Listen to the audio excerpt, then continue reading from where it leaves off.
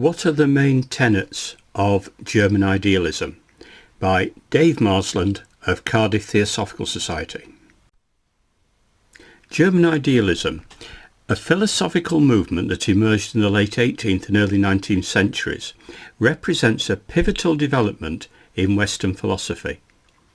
Rooted primarily in the works of Immanuel Kant, Johann Gottlieb Fichte, Friedrich Wilhelm Joseph Schelling, and Georg Wilhelm Friedrich Hegel, German idealism sought to address fundamental questions about knowledge, reality, and the nature of consciousness. The main tenets of this movement revolve around the primacy of mind or spirit, Geist, the active role of consciousness in shaping experience, and the dialectical process through which reality is understood as a dynamic unfolding. At the heart of German idealism lies the conviction that reality is fundamentally shaped by mind or consciousness rather than existing independently as something fully knowable through sensory experience alone. This idea was first rigorously articulated by Immanuel Kant in his Critique of Pure Reason, where he argued that human knowledge is not merely a passive reflection of external objects, but actively structured by innate categories and forms of intuition, such as space and time.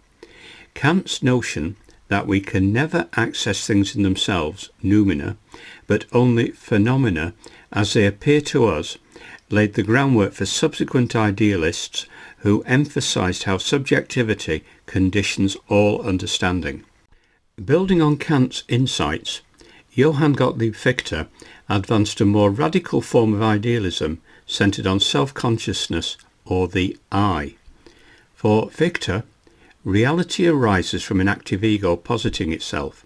Thus, consciousness is not just a passive recipient, but an agent generating both subject and object through its own activity. This elevates freedom and self-determination as foundational aspects, since it implies that individuals are creators of their own experiential world. Consequently, Fichte's subjective idealism underscores autonomy and moral agency while rejecting any independent existence outside conscious activity. Friedrich Schelling further developed German idealism by emphasizing nature's role within this framework. Unlike his predecessors, who focused primarily on consciousness or spirit as separate from natural phenomena, Schelling proposed an identity philosophy wherein nature itself is seen as an expression or manifestation of absolute spirit. He argued for a dynamic unity between mind and nature, an organic whole where natural processes are imbued with rationality and purpose. This reconciliation aimed to overcome dualisms such as subject-object and mind-matter prevalent in earlier philosophies.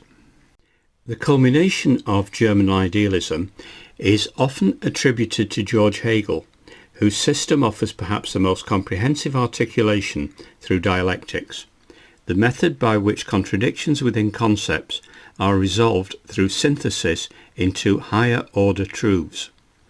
Hegel viewed reality itself as an evolving process, whereby spirit actualizes its freedom through history via stages marked by increasing self-awareness. His concept that truth unfolds historically challenges static metaphysical views by presenting knowledge as developmental rather than fixed. Moreover, Hegel's emphasis on community ethics underscores how individual freedom attains fulfillment within social institutions embodying rationality. In summary, German idealism is characterized principally by its assertion that consciousness or spirit constitutes reality's foundation. It actively shapes experience rather than passively reflecting it. It reconciles dichotomies such as subject-object through dynamic unity, and it understands truth developmentally via dialectical progression, culminating in historical realization of freedom. These tenets collectively represent a profound shift from empirical skepticism towards a metaphysical vision integrating epistemology with ontology, one which has profoundly influenced subsequent philosophical thought across diverse fields including phenomenology, existentialism and political theory.